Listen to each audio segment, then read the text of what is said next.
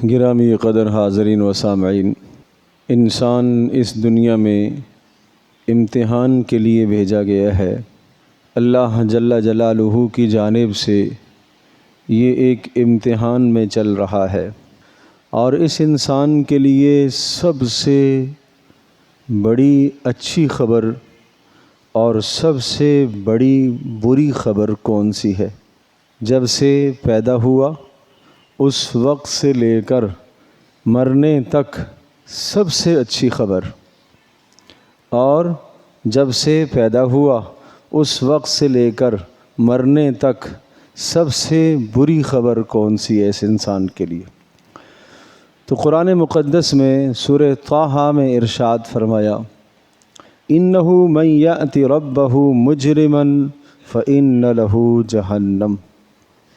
جس شخص کی موت کا وقت آ گیا، اللہ کی جانب سے قضا کا، تقدیر کا فیصلہ ہو گیا، اور جو دانہ پانی، رزق، سانسیں، دنیا کی چیزیں اور دنیا کے دن، گھنٹے، منٹ، سیکنڈ، لمحات، جو کچھ اس کے نصیب میں لکھ دیے گئے تھے، وہ سب کے سب جب پورے کر چکا، اب اللہ کے پاس جانے کا وقت آ گیا۔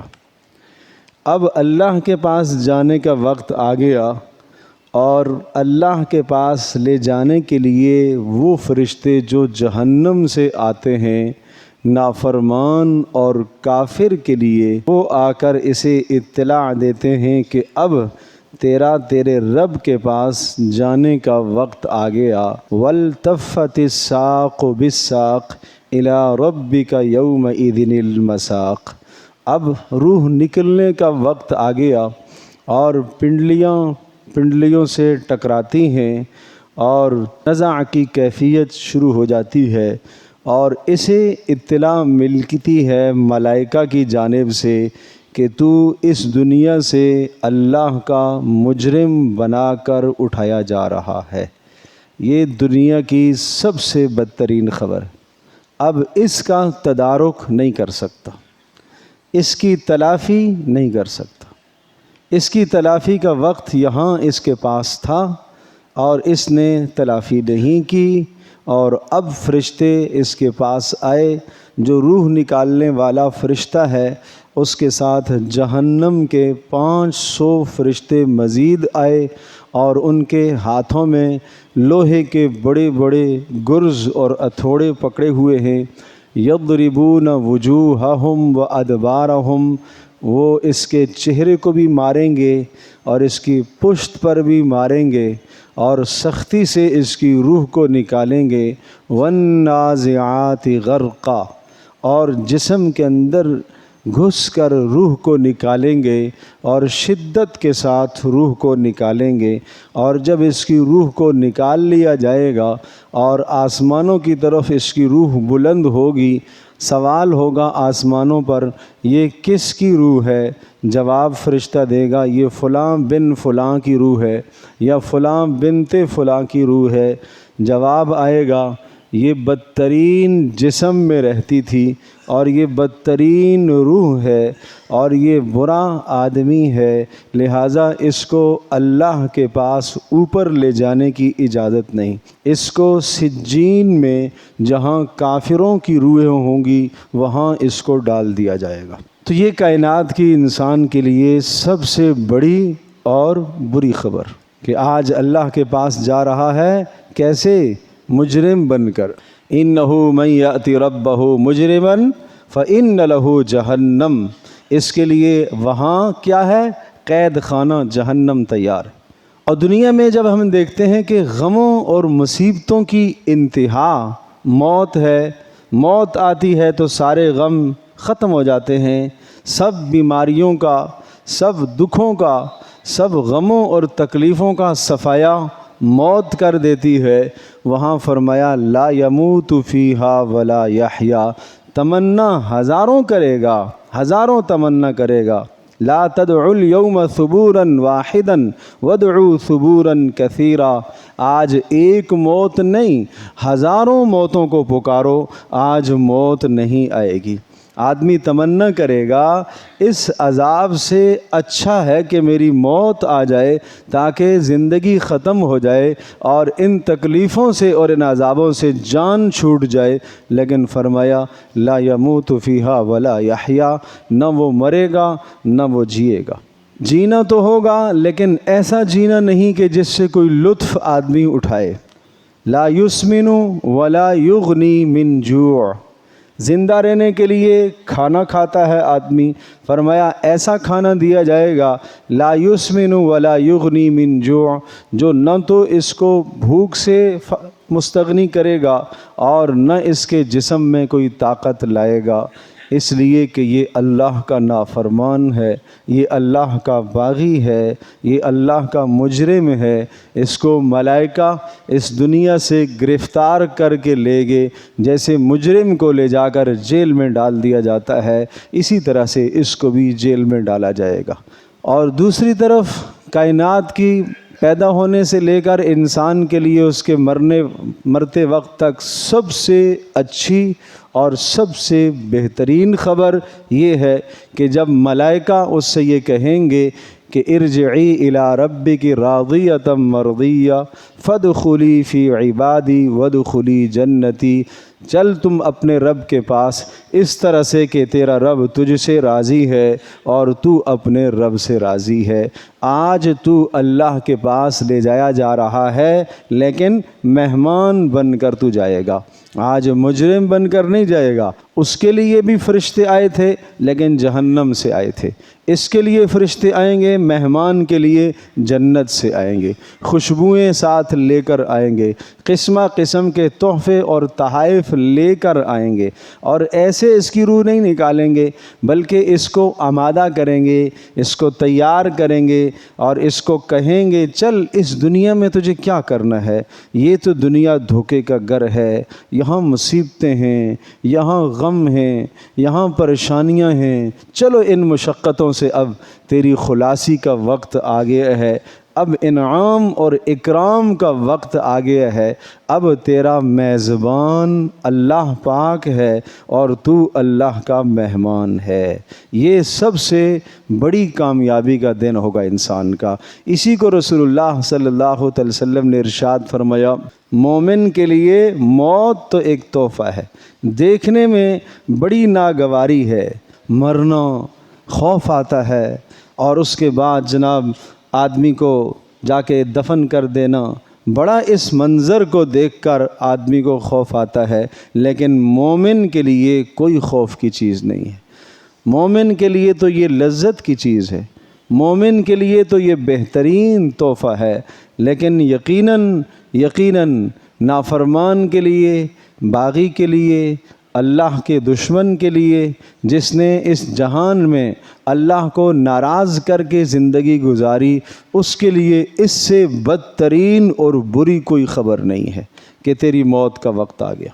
اللہ اکبر۔ ایک بادشاہ اپنے خشم خدم کے ساتھ، اپنے نوکروں کے ساتھ، اپنے ملازموں کے ساتھ سفر کے لیے نکلا، اور سفر بڑے مغرورانہ انداز سے اور متکبرانہ انداز سے سفر کے لیے نکلنے لگا، تو دربانوں کے سامنے ایک فقیر آیا، اور پرانے اور پھٹے کپڑے پہنے ہوئے اس فقیر نے، اور وہ فقیر کہنے لگا مجھے بادشاہ سے کوئی کام ہے۔ تو سب نے کہا بادشاہ آپ جیسے آدمی سے تو ملنا نہیں چاہتا۔ جب اس نے بہت زیادہ اصرار کیا فقیر نے، تو دربانوں نے بادشاہ سے پوچھا ایک فقیر آیا ہے، وہ آپ سے ملنا چاہتا ہے۔ بادشاہ نے کہا تم نے اسے درے اور ڈنڈے کیوں نہیں مارے؟ اس کی بلا حیثیت ہے مجھ سے ملنے کی؟ وہ کس حیثیت کا مالک ہے؟ پھٹے پرانے کپڑے ہیں، وہ مجھ سے ملے؟ کہا نہیں، وہ بہت زیادہ اصرار کرتا ہے، بہت زیادہ ضد کر رہا ہے کہ مجھے ملنا ہے، مجھے ملنا ہے۔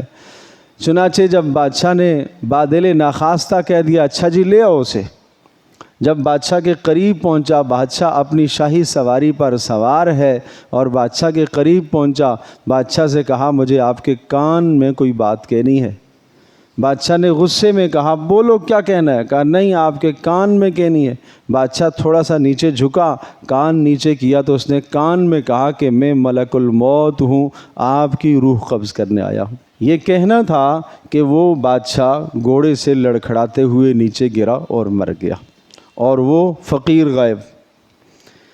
اللہ تبارک و تعالیٰ کبھی کبھی یہ مناظر دنیا میں دکھاتا ہے۔ اس نے بہت محنت کی، سماجت کی، مجھے تھوڑا سا موقع دے دے، میں کوئی وصیت کر لوں، میں کوئی نصیحت کر لوں۔ فلا يستطيعون توصية ولا الى اهلهم يرجعون۔ قرآن کہتا ہے کہ جب وقت مقررہ انسان کا آ جاتا ہے، نہ وصیت کا موقع ملے گا اور نہ اپنے گھر واپسی کا موقع ملے گا۔ جس جگہ پر موت آئے گی وہاں ہی اللہ کا فرشتہ روح قبض کر لے گا۔ پیارے پیغمبر صلی اللہ تعالیٰ علیہ وسلم کا میں ایک ارشاد، ایک خطبہ سناتا ہوں۔ حضرت صلی اللہ تعالیٰ علیہ وسلم نے کس خوفناک انداز سے اس دنیا کی بے ثباتی سے ہمیں آگاہ کیا۔ آج ہم اتنے ہی اس دنیا میں منہمک ہو گئے ہیں اور اپنی آخرت کو بھول گئے ہیں۔ پیارے پیغمبر صلی اللہ تعالیٰ علیہ وسلم نے ارشاد فرمایا الا وان الدنیا عرض حاضر۔ اے لوگو اچھی طرح سے سمجھ لو، یہ دنیا ایک تھوڑا سا سامان ہے، یہ دنیا ایک تھوڑا سا عارضی سامان ہے، یہ دنیا تھوڑا سا بہت ہلکا سا بیکار سا سامان ہے۔ لعب و لہو، یہ کھیل تماشا ہے۔ اور پھر آپ نے ارشاد فرمایا یأکل منہ البر والفاجر، اس دنیا سے ہر نیک بھی اور ہر گناہگار بھی فائدہ اٹھاتا ہے۔ یہاں کافر بھی فائدہ اٹھائے گا، نافرمان بھی فائدہ اٹھائے گا، مسلمان بھی فائدہ اٹھائے گا، متقی بھی فائدہ اٹھائے گا۔ اس دنیا سے ہر کوئی فائدہ اٹھاتا ہے۔ کسی کی نافرمانی کی وجہ سے اللہ اس کا رزق بند نہیں کرتا، کسی کی بغاوت کی وجہ سے اللہ اس کا رزق بند نہیں کرتا، اللہ اسے پھر بھی کھلاتا ہے۔ فجر کی نماز نہیں پڑھتا پھر بھی اللہ اسے ناشتے کے وقت اچھا کھانا کھلاتا ہے۔ ظہر بھی نہیں پڑھتا پھر بھی دوپہر کا کھانا اسے مل جاتا ہے۔ شام کی نمازیں ضائع کرتا ہے پھر بھی رات کا کھانا اسے میسر ہو جاتا ہے، آرام کی نیند اسے میسر ہو جاتی ہے۔ کیوں؟ یہ دنیا ہے، اس دنیا سے مسلمان بھی فائدہ اٹھا رہا ہے، کافر بھی فائدہ اٹھا رہا۔ پھر آپ نے ارشاد فرمایا الا وان الآخرۃ اجل صادق، خوب سمجھ لو آخرت اجل صادق، وہ سچا اور اٹل فیصلہ ہے۔ موت اٹل فیصلہ ہے، اس سے کسی کو فرار نہیں ہو سکتا۔ الموت لیس منہ الفوت، موت وہ ہے اس سے کوئی بھی آدمی بھاگ نہیں سکتا۔ اینما تکونوا یدرککم الموت ولو کنتم فی بروج مشیدہ۔ فرمایا یہ کیوں کہا؟ کیا کوئی موت کا انکاری ہے اس دنیا میں؟ کوئی آدمی خدا کے انکاری تو ملتے ہیں، اللہ کے انکاری تو ملتے ہیں، توحید کے انکاری تو ملیں گے، آخرت کے انکاری اور رسالت کے انکاری تو ملتے ہیں، لیکن موت کا تو کوئی انکاری نہیں ہے۔ پھر بھی سمجھایا کہ تم کہیں غافل نہ ہو جاؤ۔ اینما تکونوا یدرککم الموت، تم جہاں پر بھی ہوں گے موت تمہیں پہنچے گی۔ ولو کنتم فی بروج مشیدہ، فرمایا اگر بلند و بالا اپنے محل بنا لو، مضبوط ترین قلعے بنا لو، وہاں پر بھی موت نے آنا ہے، اس سے کوئی خلاصی نہیں۔ اس لیے فرمایا یہ موت کا فیصلہ اٹل ہے اور حقیقی ہے۔ اور پھر آپ نے ارشاد فرمایا یقضی فیہا ملک عادل قادر، اس آخرت میں فیصلہ کرنے والا، دنیا میں فیصلہ کرنے والے، فیصلہ سنانے والے، کبھی آپ مجرم ہیں لیکن آپ کی حمایت میں فیصلہ سنا دیں گے۔ کس وجہ سے؟ اس لیے کہ آپ نے مال دیا ہے، اس وجہ سے کہ آپ کی قرابت داری ہے، اس وجہ سے کہ آپ کا تعلق ہے، اس لیے کہ آپ اس کے نزدیک محبوب ہیں۔ ممکن ہے دنیا میں مجرم کے حق میں فیصلہ ہو جائے، اور ہوتے ہیں دنیا میں۔ آخرت میں ایسا نہیں ہوگا۔ کیوں؟ وہاں فیصلہ کرنے والا کون ہے؟ وہاں فیصلہ کرنے والا اللہ پاک ہے، جو عدل و انصاف کرنے والا ہے اور جو قدرت والا ہے، جس کے سامنے کسی مجرم کا جرم پوشیدہ نہیں ہے، جس کے سامنے کسی نیک عمل کرنے والے کی نیکی پوشیدہ نہیں ہے۔ انہا ان تک مثقال حبۃ من خردل فتکن فی صخرۃ او فی السماوات او فی الارض یأتی بها اللہ۔ اگر آپ کی نیکی آسمانوں کی بلندیوں میں ہو اور آپ کی کوئی نیکی زمین کی تہہ میں ہو اور کسی چٹان میں، پہاڑ کی چٹان میں اگر پوشیدہ ہو، یأتی بها اللہ، اللہ پاک قیامت کے دن تیری اس نیکی کو حاضر کرے گا۔ اور اگر تیرا گناہ اسی طرح سے آسمان کی بلندیوں میں ہو اور زمین کی تہوں میں تیرا گناہ چھپا ہوا ہو، پہاڑوں کے اندر کسی چٹان میں تیرا گناہ، وہاں تو نے چھپ کر گناہ کیا تھا، سب پردے ڈال کے تو نے گناہ کیا تھا، نہ ماں نے دیکھا، نہ باپ نے دیکھا، نہ بھائی نے دیکھا، نہ بیوی نے دیکھا، نہ بہن نے دیکھا، نہ خاندان نے دیکھا، یہاں تک کہ ایسا دل کا تو نے گناہ کیا ہے کہ ملائکہ بھی اسے نہ لکھ سکے، لیکن یأتی بہ اللہ، اللہ اس گناہ کو سامنے لائے گا۔ کیوں؟ ان اللہ لطیف خبیر، اس لیے کہ اللہ بڑا باریک بین ہے اور اللہ انسانوں کے اعمال سے باخبر ہے۔ اس پاک پروردگار سے تیرا کوئی عمل پوشیدہ نہیں ہے۔ تو دنیا میں مجرم خلاصی کر سکتا ہے، کچھ نہ کچھ دے دلا کے، رشوت دے کے، کوئی تعلق استعمال کر کے، کوئی پارٹی اور جتھا استعمال کر کے، کسی قسم کی سفارش کر کے، لیکن فرمایا لا بیع فیہ ولا خلۃ ولا شفاعہ، اس دن کسی قسم کا کوئی کام نہیں آئے گا، نہ کوئی نیکی بک رہی ہوگی کہ آج آدمی نیکی خرید کر اپنی خلاصی کر لے، نہ کوئی دوستی کام آئے گی کہ کسی دوست سے نیکی آج میں لے لوں، اور نہ کوئی سفارشی کام آئے گا کہ کسی کی سفارش سے آج میرا کام چل جائے، اور نہ ہی وہاں کسی جتھے اور جماعت کی بات سنی جائے گی کہ میں کہیں سے دھمکی دلوا کر اپنا مقصد حل کروا لوں۔ وہاں یہ سب چیزیں نہیں ہوں گی، وہاں یہ سب کچھ نہیں ہوگا، وہاں اللہ کی عدالت ہوگی، وہاں اللہ کی عدالت ہوگی، اور اللہ کی عدالت میں گواہ کون ہوگا؟ انسان کے اپنے اعضاء گواہ ہوں گے۔ الیوم نختم علی افواہہم وتکلمنا ایدیہم وتشہد ارجلہم بما کانوا یکسبون۔ یہ بولنا چاہے گا اے اللہ یہ میں نے نہیں کیا تھا، اے اللہ میری نیت یہ تھی، اے اللہ میرا مقصد یہ تھا، میں نے یہ نہیں کیا تھا، یہ ایسے ہی فرشتے نے لکھ لیا، یہ ایسے ہی جناب یہاں فلاں نے بتا دیا، میں نے یہ نہیں کیا تھا۔ اللہ پاک منہ پر، زبان پر مہر لگا دے گا۔ کس عضو سے یہ کیا تھا؟ ہاتھ سے کیا تھا؟ اللہ ہاتھ سے کہے گا بتاؤ کیا تھا اس نے یا نہیں کیا تھا؟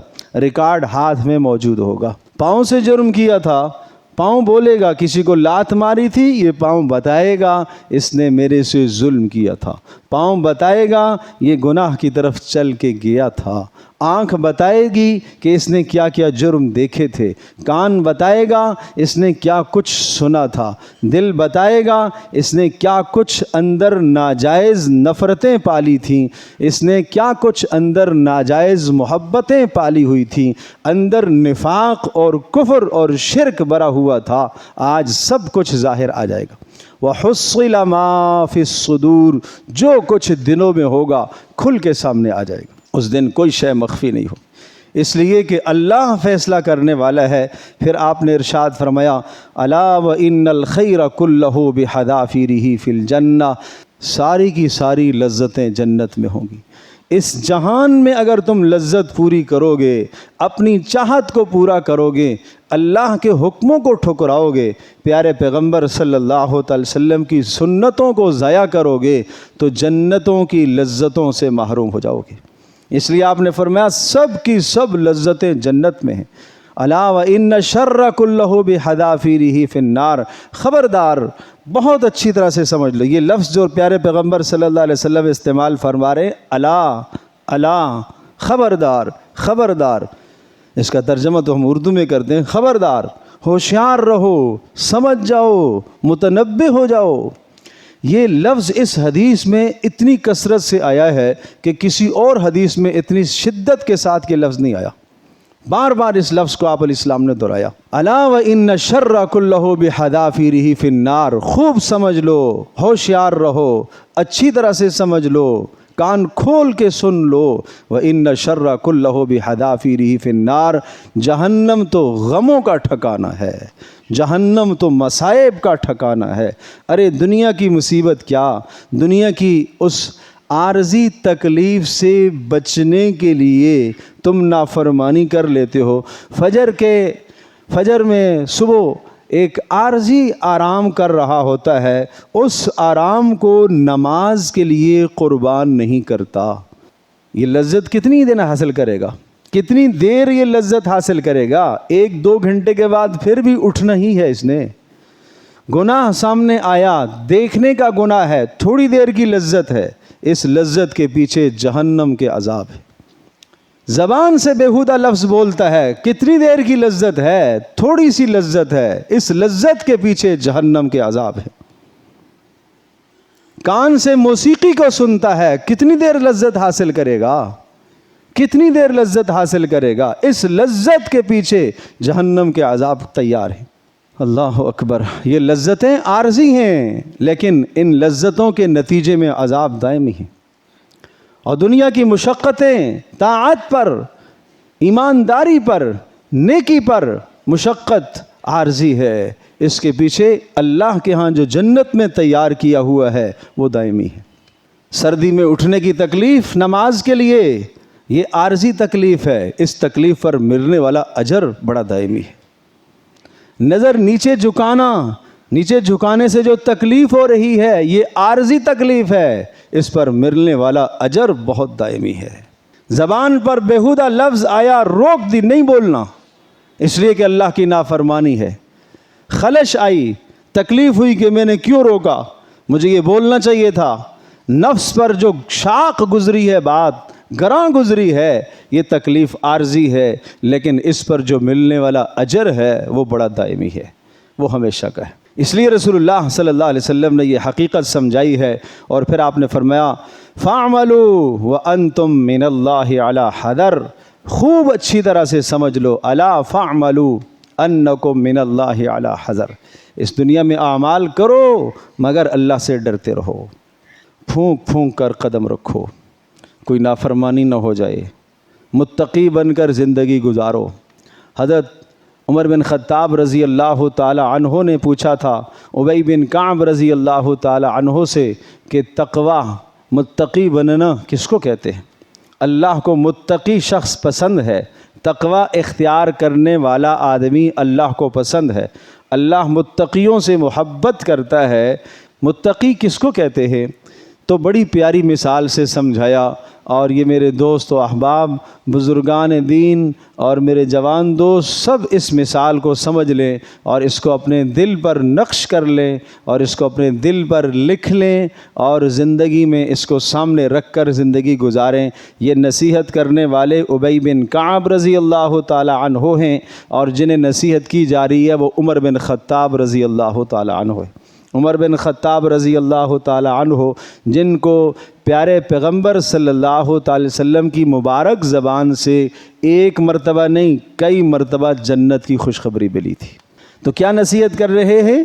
فرمایا امیر المومنین، کبھی آپ کانٹے دار جھاڑیوں والے راستے سے، کیچڑ والے گندگی والے راستے سے کبھی چلنا ہوا؟ ہر طرف کیچڑ ہی کیچڑ ہو، جھاڑیاں بھی ہوں، کانٹے بھی ہوں، کبھی ایسے راستے سے چلے ہیں؟ فرمایا ہاں چلا ہوں۔ کیسے چلتے ہیں امیر المومنین؟ کہا میں اپنے دامن کو، اپنے کپڑوں کو سمیٹتا ہوں، جسم کو سکیڑتا ہوں، دائیں بھی کانٹے بائیں بھی کانٹے ہیں، ادھر بھی جھاڑیاں ہیں ادھر بھی جھاڑیاں ہیں، نیچے کیچڑ ہے، سمیٹ سمیٹ کے چلتا ہوں کہ کہیں میرا دامن، میرا کپڑا کسی کانٹے کے ساتھ نہ الجھ جائے، کسی غلاظت اور کیچڑ میں میرے کپڑے خراب نہ ہو جائیں۔ فرمایا اسی طرح سے دنیا میں بچ بچ کر زندگی گزارنا یہ تقوی ہے۔ ادھر بھی نافرمانیاں، ادھر بھی نافرمانیاں، ادھر بھی نافرمانیاں، دائیں بھی بائیں بھی آگے بھی پیچھے بھی، ہر طرف نافرمانیاں، ہر طرف گناہوں کے اسباب کھلے ہوئے ہیں، ہر طرف فحاشی اور عریانی کے اسباب کھلے ہوئے ہیں، ہر طرف گناہوں نے ڈیرے ڈالے ہوئے ہیں۔ گھر کے اندر داخل ہوتا ہے تو وہاں پر بھی گناہوں کا ارتکاب، آفس میں کام کے لیے جاتا ہے وہاں پر بھی گناہ ہے، روڈ اور سڑک پہ نکلتا ہے تو وہاں پر بھی گناہ کے اسباب ہیں، تعلیمی اداروں میں جاتا ہے تو وہاں پر بھی گناہ کے اسباب ہیں۔ ان سب جگہوں پر اپنے آپ کو ایسے بچانا جیسے خاردار اور کانٹے دار راستے، اور وہ بھی تنگ راستہ ہو، اس پگڈنڈی پر آدمی کس طرح سے چلتا ہے، اپنے آپ کو سمیٹ سمیٹ کے چلتا ہے، اس طرح سے سمیٹ سمیٹ کے زندگی کو گزارنا ہے۔ یہاں سے اس کا نام تقویٰ ہے، اس کا نام گناہوں سے بچنا ہے۔ اور پھر پیارے پیغمبر صلی اللہ علیہ وسلم نے فرمایا فَاعْلَمُوا أَنَّكُمْ مَعْرُوضُونَ عَلَىٰ أَعْمَالِكُمْ، خوب سمجھ لو، خوب سمجھ لو، خوب سمجھ لو، تم اپنے اعمال پر پیش کیے جاؤ گے، تمہارے سامنے تمہارے اعمال پیش کیے جائیں گے، تمہارے سامنے تمہارے اعمال پیش کیے جائیں گے، تمہاری نیکیاں بھی سامنے آئیں گی، تمہارے گناہ بھی سامنے آئیں گے۔ فَمَن يَعْمَلْ مِثْقَالَ ذَرَّةٍ خَيْرًا يَرَهُ وَمَن يَعْمَلْ مِثْقَالَ ذَرَّةٍ شَرًّا يَرَهُ، ایک ذرہ برابر نیکی کی ہوگی وہ بھی سامنے آ جائے گی، اور ایک ذرہ برابر گناہ ہوگا تو وہ بھی سامنے آ جائے گا، کوئی اللہ سے پوشیدہ چیز نہیں ہوگی۔ تو میرے عزیز دوستو اور بزرگوں، پیارے پیغمبر صلی اللہ تعالیٰ علیہ وسلم نے اس طرح سے اس دنیا کی بے ثباتی اور اس دنیا کی حقیقت کو ہمیں سمجھایا ہے کہ اس کی اللہ تبارک تعالیٰ کے ہاں کوئی قدر و منزلت نہیں، آخرت دائمی ہے، اس کے نفع بھی عارضی ہیں، اس کے نقصان بھی عارضی ہیں، آخرت کے نفع بھی دائمی ہیں، آخرت کے نقصان بھی دائمی ہیں۔ اور تمہیں کیا کرنا چاہیے؟ تمہیں ایسے معاملات میں جب دنیا اور دین کا اور اللہ کے حکم کا ٹکراؤ آ جائے، فَآثِرُوا مَا يَبْقَى عَلَى مَا يَفْنَى، تمہیں اس باقی کو ترجیح دینی چاہیے، فانی کو چھوڑ دینا چاہیے۔ یہ رسول اللہ صلی اللہ علیہ وسلم نے اصول سمجھایا، تمہیں اس آخرت باقی کو ترجیح دینی چاہیے، دنیا فانی کو تمہیں چھوڑ دینا چاہیے، تمہیں چھوڑ دینا چاہیے۔ اور ایک حدیث میں ارشاد فرمایا ان اخوف ما اتخوف علی امتی، مجھے اپنی امت پر جو سب سے زیادہ خوف آتا ہے، ڈر لگتا ہے، دو چیزوں سے۔